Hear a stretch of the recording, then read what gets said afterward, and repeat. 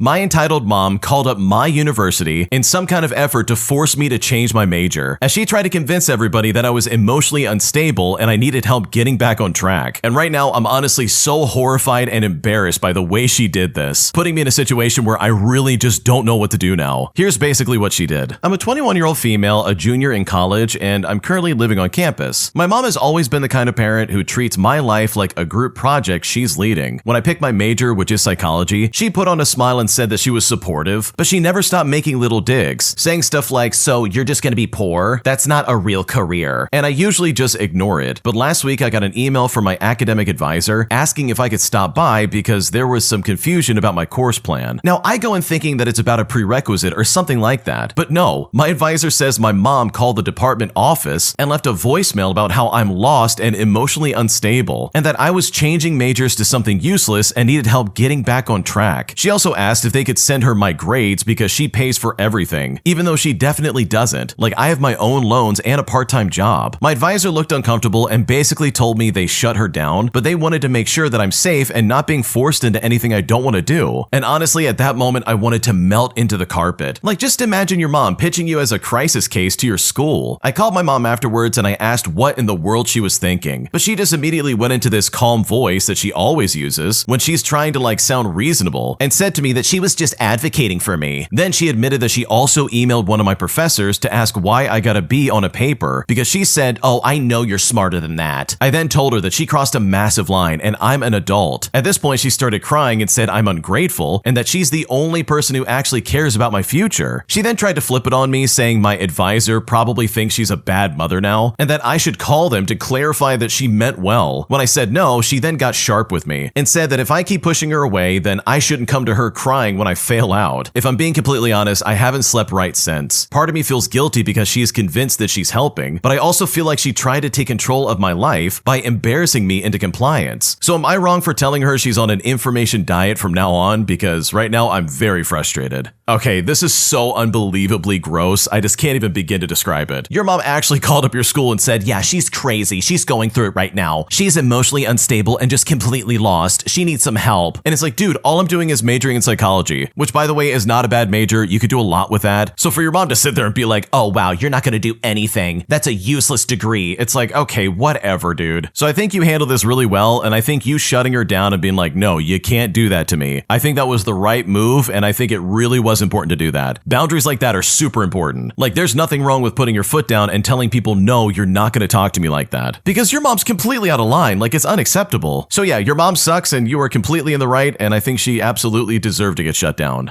If you like Am I the Jerk, you're probably going to love Am I the Genius. Check it out, link down below in the description. Also, go to amithejerk.com/submit if you would like to submit your own stories. I just found out that my boyfriend has been lying to me for like 10 years about his finances. And at this point, I feel very betrayed as I was planning on getting a home, but now it feels like all my plans have just shattered in front of me. Here's what's happening. Okay, for starters, we've been together for almost 10 years. Throughout our entire relationship, saving money has been extremely important to me because I've always had the goal of buying a home before 30. I've been disciplined and consistent with saving, and over time I've built up a solid amount of money. He's also been working and saving as well, supposedly. But just now that I've finally found a perfect place that I want to buy, I've discovered that he has no savings at all. Every time I've asked him over the years whether he had saved a certain amount or not, he assured me that he had plenty in the bank. He never wanted to show me his bank accounts, but told me that I have to just trust him. He has now admitted that he gambled away large portions of what he earned over the years, which was like a few years ago, and even had to borrow money from family, which left him in debt to them. At this point, he has almost nothing left, but he did tell me that he has no more debt, and I do believe that. For years, I've been living with a false sense of security, and because of this, I can't take out a mortgage with him, and all the plans and dreams I had about buying a home together feel like they've completely fallen apart. I'm a student, and I don't earn much now, but he has no higher education because he chose to just work and earn money, and this isn't the only thing he has lied about. It turns turns out there have been several other lies over the past few years as well. He just now admitted everything, every single lie, just because he had no excuse for not buying this home. I'm so mad at him. I mean, how do you even get through something like this? I don't want to end the relationship, but I also don't know what to do. Okay, holy crap, I gotta be completely honest with you. If you believe him when he said, oh yeah, I don't have any more debt, I really just don't know what to tell you because he is playing you for a fool, dude. This guy's completely full of it. There's no way in the world he's telling the truth. Like seriously, we need to get a grip on reality and see what's actually going on right now. So yeah, this is really terrible, but in my opinion, I think you can find a much better partner than this. Because if your boyfriend can blow through his savings now and lie about it for years, then he is more than capable of doing that with your money and your house if you guys get married somewhere down the line. And that sounds like a nightmare, and I would never wish that on anybody. A pair of entitled solicitors come to my neighborhood and start bothering my neighbors, putting me in the perfect position to put them in their place and get some really petty revenge for the way they talked to me earlier. Here's what happened. Many years ago, I bought a house on a street filled with original owners. The houses were built in the 50s, so all the neighbors were seniors. Since we were young, we took care of many of our neighbors' problems like garbage cans, light repairs, and keeping the street gutters clear during storms. Our street was also prime territory for predatory door-to-door salesmen. The no soliciting signs didn't deter them, and I was getting very angry with all of them. I don't mind popping off when someone deserves it. Those fools paid a high price for their inability to read. One pair of obnoxious men didn't care for my tirade. They got offended and went next door to try their luck. But that was a big mistake. That was my favorite neighbor. My window was open, and I heard her say no twice, but they wouldn't stop. I then yelled out the window that she said no and they needed to go. The offended one argued with me and told me to mind my own business, and that was an even bigger mistake. I then came out of my house, gave them both a vitriolic lecture about consent, and then pointed to the sidewalk. Well, grudgingly, they turned and headed for the next house, and when they got to the sidewalk, I pointed to every single house and said they are all under my protection. I told them I would follow them to each house and monitor their interactions. If they didn't leave at the first no, my lecture would start all over again. And I meant it, and I really did follow them to the end of the street. At the end of the day, I ruined their day, and all these years later, it still makes me smile. Okay, if you're gonna go door to door and someone says no, or they put up a sign that says don't solicit here, then you really should learn how to, like, I don't know, follow that, or like have some kind of understanding that people don't like you. It is so obnoxious dealing with people like that. I honestly can't stand it. So I personally really love the way the original poster handled this. Am I the jerk for ordering expensive drinks on purpose after my friend's wife kept insisting that we split the bill? Here's what happened. Okay, so I have a group of friends that I've been going out to eat with for years. We went through a whole thing a while back where I was basically subsidizing everybody's meals because they always wanted to split the bill evenly, even though I always ordered less. We eventually worked it out and agreed that everybody pays for their own stuff, and I really thought this was problem solved, but things changed pretty rapidly. One of my friends got married recently and his wife started joining us. I think she's cool and my girlfriend gets along with her, so sometimes the four of us go out to eat together without the rest of the group. The issue is that she's obsessed with splitting the bill every single time. She always says it's just easier that way, and every single time I order light because I don't eat a lot and I don't think I should be covering someone else's appetizers as well as their desserts and cocktails when I had a salad and a water. I've said multiple times I prefer to just pay for what I ordered, but she just waves it off like I'm being difficult. So last time we went out, I decided, okay, fine. You want to split the bill so bad? Let's split it. I then asked my girlfriend to drive and I ordered a bourbon, and we're talking a good bourbon. The kind that's like $18 a glass. And every time I finished one, I got another one. I wasn't being sloppy or obnoxious. I was just enjoying my evening and having drinks. But yeah, needless to say, I ran up the tab. When the bill finally came along, I suggested that we each just pay for our own like I always do. She then jumped in with her usual, oh, let's just split the bill. It's easier that way. But then she saw the total. My drinks alone were probably a third of the entire bill. When she saw that, she then got really quiet and started backtracking. She said, oh, I didn't realize the split would be that uneven. Maybe we should just pay separately this time. I then smiled and said, yeah, totally fine with me. In fact, I always have been. So with that in mind, am I the jerk for doing this, or was this a good lesson to learn? Because I'm honestly not sure what to make of this. Okay, I love this so much because I absolutely hate splitting the bill when I go out to dinner. Like, dude, I don't want to split it with you. I have my own stuff that I bought. I'm willing to pay for my stuff, but I'm absolutely not willing to pay for yours, especially if it's like, yeah, we're just kind of like doing our own thing. And the fact that she's like, oh yeah, let's just split it. It's easier that way. If anything, it just seems like that's a good opportunity for like someone to take advantage of the system and be like, oh yeah, I'm just gonna like order more stuff and then they have to pay for it. And that's just super annoying. I would hate that altogether. So no, I don't think you're the jerk for doing this. I think this really is a lesson she needed to learn, and the only way for her to get it is for her to live it firsthand.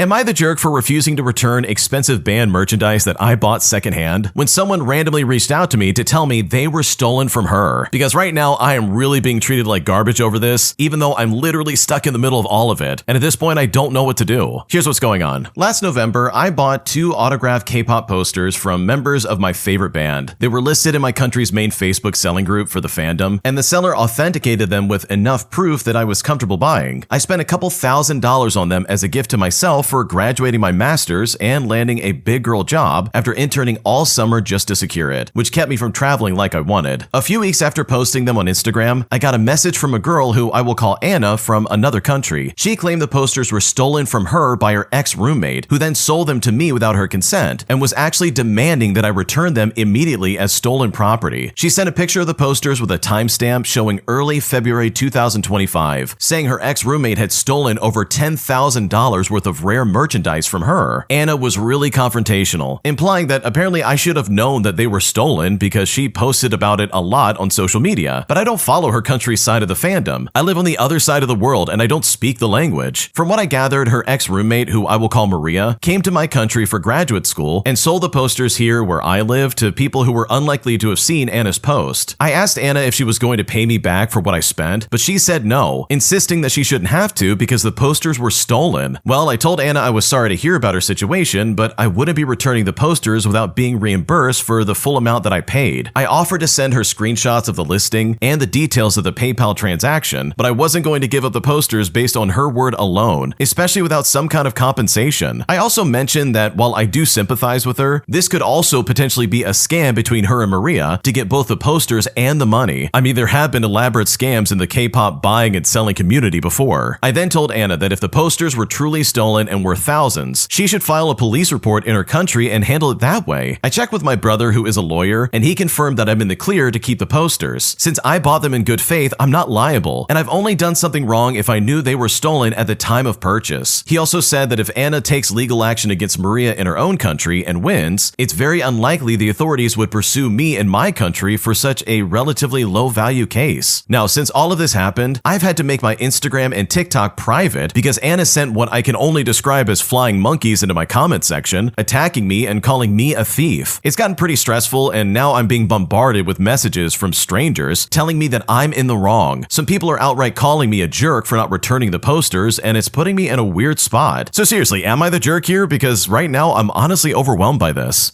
Okay, I am absolutely on the side of the original poster here. You didn't know anything about this merchandise. Like, you literally have nothing to do with this. Also, you have nothing to do with Anna and her, like, stuff getting stolen. So for her to come out of nowhere and be like, those are mine, give them back or I'm gonna ruin your life. Like, no, I don't think so. I don't know you. This easily could be a scam, which is like the first thing that came into my mind when I was reading this. Like, who's to say that Maria and this lady are not working together to try and get the poster back and, like, rehash this story over and over again? Like, that sounds incredibly weird and very sketchy. Like, if Anna's got a problem, then take it up with Maria. Like, this is not your problem. I will say it is kind of crazy to spend a couple $1,000s on like a poster, but I get it. Like, if that's what you're into and you enjoy it, then sure, go for it. Just please make sure you're taking care of it and you frame it properly so you don't lose it, because that's a crazy expensive investment. Like, you got to make sure you keep that under lock and key. But no, you're definitely not the jerk, and without like more solid evidence, I personally would just mark this as a scam and just move on from there, because chances are the people that Anna sent your way are probably like bots if she's like scamming you, which is something I would just completely ignore altogether. My stepmother said that I was being inconsiderate for making myself food after I got off work, as this is the 3rd time they've banned me from cooking in the kitchen, even though I literally haven't done anything wrong. Here's what happened. For a bit of context, I work from 1 o'clock until about 10 o'clock, and I usually get home at around 10:30. About 5 months ago, my father banned me from cooking because he said that I made too much food, and since then, they banned me 2 more times. The second was because I wouldn't cook after they lifted the first ban, and the third one, which I'm on right now, is because I left dishes in the sink for like 2 hours because I had somewhere I had to go. Part of the ban is that I'm only allowed to use the air fryer to make myself food, meaning that I can't even use the stove at all. On Sunday night when I got home, I made pork chops and broccoli in the air fryer and was done by about 12 o'clock. Now, this whole situation happened yesterday. My stepmother messaged me saying, if you're gonna come here and cook, you know, in the air fryer, you need to be done cooking by 11 o'clock. My sleep is being disturbed when you're cooking late because of the noise and the smell, and I have to work in the morning. I mean, what? You don't get a break around dinner time? time? Why not eat then instead of coming here to cook late? Now, I thought this was crazy because that gives me like less than 30 minutes to make myself food, which she said I was being inconsiderate making myself food at the end of the night because it smells like I made an entire meal. But seriously, why is she so concerned about this when I'm buying all the stuff myself? I then asked why she's changing the rule now, to which she said, yes, we did say that it's going to be midnight initially, but obviously you can't follow the rules because it's definitely been past 12 o'clock. I've been woken up before by the noise and the smell, and I looked at the clock and you were still in there cooking, which I then told her that I'm always done by 12, and if I'm still in there, it's because I'm cleaning up. We got into an argument and I said, honestly, they're inconsiderate to me because the majority of the time, if they cook, they either don't leave me any food or they don't leave much at all. And they also don't let me know if it's a fend for yourself kind of night. And I even reminded them, guys, you have my number. My stepmom then went kind of crazy, saying that I was disrespectful for saying, oh, you have my number, basically acting as if I cursed her out. Then she brought up how I put a do not touch sign on my stuff, which I only do because they kept eating all my stuff and not telling me about it. And she then got all defensive when I asked if they could just, give me a heads up about this. To which she said, well, do you ever give us a heads up when you use our stuff? Which I said no, because guess what? I replace it before any of you even know it's gone. But the whole conversation was like talking to a brick wall. She literally wouldn't listen at all. And the majority of the time I tried to say something, she would just start yelling, telling me to stop talking because she was talking. And we just kept going in circles. I know a lot of people are probably going to say that I should just move out, and I am next week, but literally I just needed to vent because this was hurting my head and I just don't know what to make of it.